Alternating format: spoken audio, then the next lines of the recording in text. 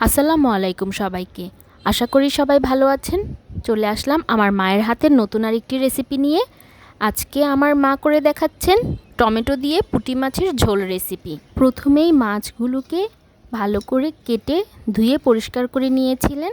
এবার সামান্য একটু লবণ আর হলুদ মেখে কিছুক্ষণ রেখে দিয়েছেন। তারপর 10-15 মিনিট পর এইভাবে ঢাকনা দিয়ে রাখার পর হালকা কুসুম গরম পানি দিয়ে ধুয়ে নিচ্ছেন। এইভাবে ভালো করে মাছ পরিষ্কার করে রান্না করলে মাছ খেতে খুব ভালো লাগে, আর মাছের গায়ে যে আষ্টে গন্ধ থাকে সেটা একদমই থাকে না।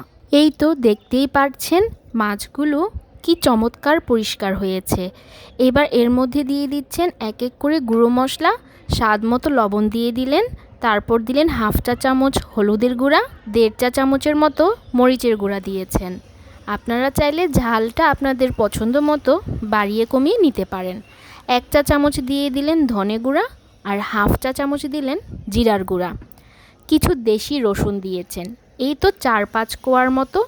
আপনারা চাইলে বড় রসুনের কোয়া 1টি বা 2টি দিতে পারেন। তারপর মাঝারি সাইজের একটি পেঁয়াজ কুচি আর 1 টেবিল চামচের মতো সরিষার তেল। এই তো এবার সব কিছুকে খুব ভালো করে হাত দিয়ে মেখে নিচ্ছেন। মাছে ভাতে বাঙালি মোরা, পুঁটি মাছের ভাজা হোক বা পুঁটি মাছের ঝোল, দুটাই কিন্তু বাঙালিদের পছন্দের খাবার। এই তো মাছগুলো যখন মাখা হয়ে গেল, একটি জালির ঢাকনা দিয়ে এক সাইডে রেখে দিলেন। তারপর চুলাতে বসিয়ে দিলেন একটি কড়াইয়ের মধ্যে দিয়ে দিলেন 2 টেবিল চামচ পরিমাণ সরিষার তেল।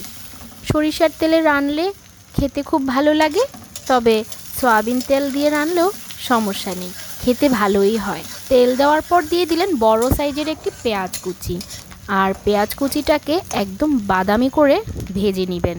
যখন পেঁয়াজটা এই যে বাদামি হয়ে ভাজা হয়ে গেছে, তার মধ্যে দিয়ে দিবেন সেই মেখে রাখা মাছগুলো।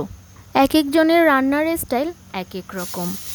যেমন আমার মা যখন হাতে মাখিয়ে কিছু রান্না করতে চান, তখন প্রথমেই তেলের উপর পেঁয়াজের বাগারটা আগে করে নেন, তারপর হাতে মাখানো যেটা রান্না করতে চান সেইটা দিয়ে দেন। এখন তো পুঁটি মাছ করছে, তো পুঁটি মাছের মাখাটা দিয়ে দিলেন। এবার চুলার আঁচটাকে কমিয়ে মিডিয়াম লো করে দিলেন। তারপর একটু আলতো হাতে নাড়াচাড়া করে ঢাকনা দিয়ে দিলেন 4-5 মিনিটের জন্য। মাঝে কিন্তু একটু নাড়াচাড়া করে দিয়েছিলেন, নইলে নিচে লেগে যাওয়ার সম্ভাবনা থাকবে। এই তো মাছ থেকে কিছুটা পানি বেরিয়ে এসেছে। এবার আলতো হাতে নাড়াচাড়া করে ওই পানিটা শুকিয়ে নেবেন। তারপর ওই যেই পাত্রে মাছগুলো মেখে নিয়েছিলেন সেই পাত্রটিতে পানি দিয়ে ঝোল দিয়ে দিলেন। ঝোলটা আসলে যে যার পছন্দ মতো বাড়িয়ে কমিয়ে দিতে পারেন। ঝোল দেওয়ার পর দিয়ে দিলেন 4-5টি কাঁচামরিচ আর 2টি টমেটো কুচি করে কেটে দিয়ে দিলেন। এই তো এবার আলতো হাতে একটু নেড়ে লবণটা একটু চেক করে নিলেন। তারপর ঢাকনা দিয়ে ঢেকে রান্না করে নেবেন 2 থেকে 3 মিনিটের জন্য।